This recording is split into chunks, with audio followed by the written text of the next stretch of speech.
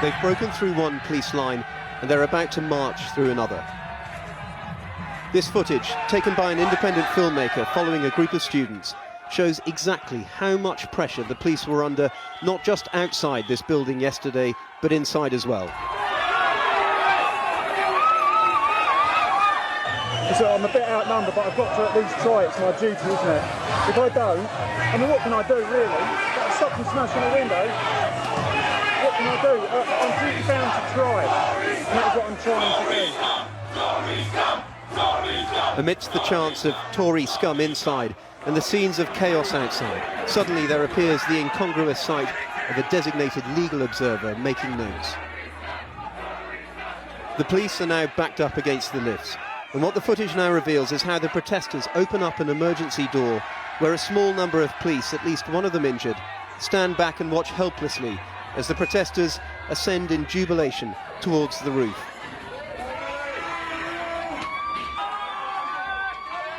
Some grab a fire hose en route, others, as the film will show, have already commandeered at least one fire extinguisher to brandish on the roof.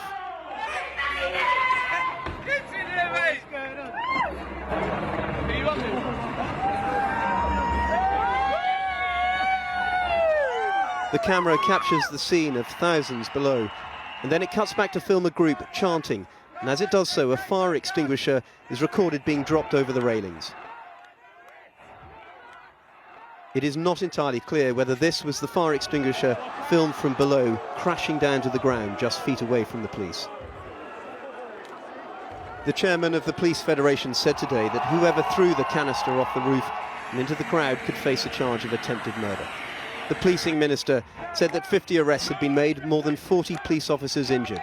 Appalling violence, he said, adding, in something of an understatement, that the protests and the policing did not go according to plan. The police have to strike a balance between dealing promptly and robustly with violent and unlawful activity on the one hand and allowing the right to protest on the other. Clearly, in this case, the balance was wrong. The minister said he was briefed by the police at 9 o'clock this morning, informed that the NUS, the National Union of Students, had initially predicted about 5,000 demonstrators, that was then revised 2 days ago to 15,000. The NUS claim 50,000 actually turned up on the day. So the police internal review, which was announced so soon after yesterday's violence, will examine why it was, as we learned today, that just 225 officers were deployed for the entire demonstration. One senior police officer with experience in public order training told Channel 4 News that it is one of the great principles of public order policing that you have to get ahead of what he called the ascending curve of disorder. And that means mobilising rapidly to ensure that those protesters on the periphery don't get enthused by those at the very centre. And if there was a failing here yesterday, he said, it was that the police got behind that curve.